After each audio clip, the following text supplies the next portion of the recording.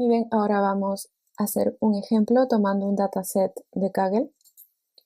El ejercicio que vamos a hacer va a determinar si una persona puede o no tener diabetes de acuerdo a unas características. Vamos a usar el dataset de Kaggle, lo voy a descargar y lo voy a guardar en mi directorio local. Para eso necesito importar algunas librerías de Python. Para poder manipular los datos de un dataset necesito importar pandas. Y para poder trabajar con arrays necesito importar NumPy.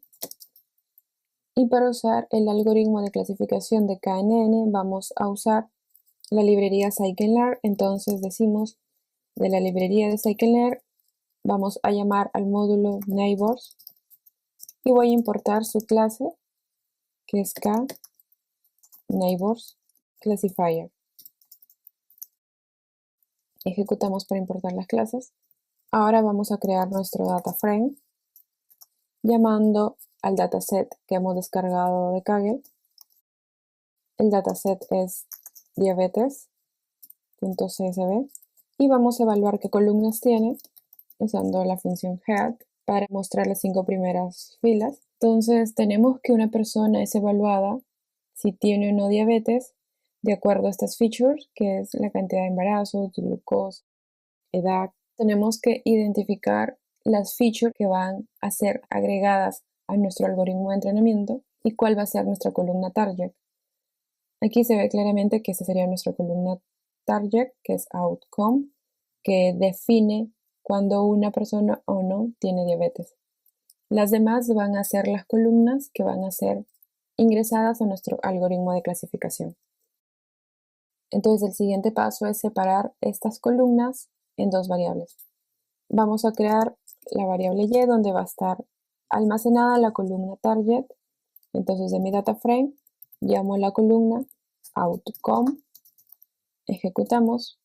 Como nosotros necesitamos tener arrays para nuestro algoritmo de clasificación, voy a comprobar qué tipo de dato es esta variable y vemos que es una serie. Entonces tenemos que obtener el array de esa serie. Para eso llamamos a la función values, ejecutamos y ahora ya es un array multidimensional. Hacemos lo mismo para obtener la variable x, que es donde van a estar almacenadas nuestras features o columnas. Nuestro array serían todas las columnas menos la última, que es lo que vamos a predecir. Entonces de nuestro data frame llamamos a la función drop, que sirve para quitar las columnas que no necesitamos, que en este caso es la columna target, que es outcome, seguido del parámetro axis. Axis es el parámetro que define si se va a remover una fila o se va a remover una columna. Entonces el axis 0 es fila y el axis 1 es una columna. Necesitamos remover toda la columna outcome y llamamos a la función values para poder convertirlo a un array. Nos aseguramos comprobando los tipos, ejecutamos y vemos que los dos son arrays.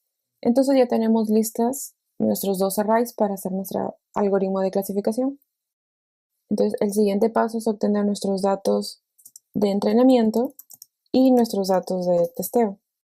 Vamos a tener que separar nuestro dataset en dos partes. Nuestros datos de entrenamiento van a servir para poder crear nuestro algoritmo y con los datos de testeo vamos a comprobar cuál es la precisión de nuestro algoritmo. Entonces para eso vamos a ayudarnos de la librería scikit-learn. Vamos a importar una clase a partir de su módulo model selection. Llamamos a la librería, luego seguido del módulo y importamos la clase, que es train test split. Con esta clase ya podemos separar nuestro dataset en dos. Los parámetros que espera son las columnas, es decir, todas las features, que es X, seguido de nuestro target, que es lo que vamos a predecir, que es y también tiene un parámetro que es test size, donde vamos a definir cuál es el porcentaje de separación para mi variable de entrenamiento y de testeo.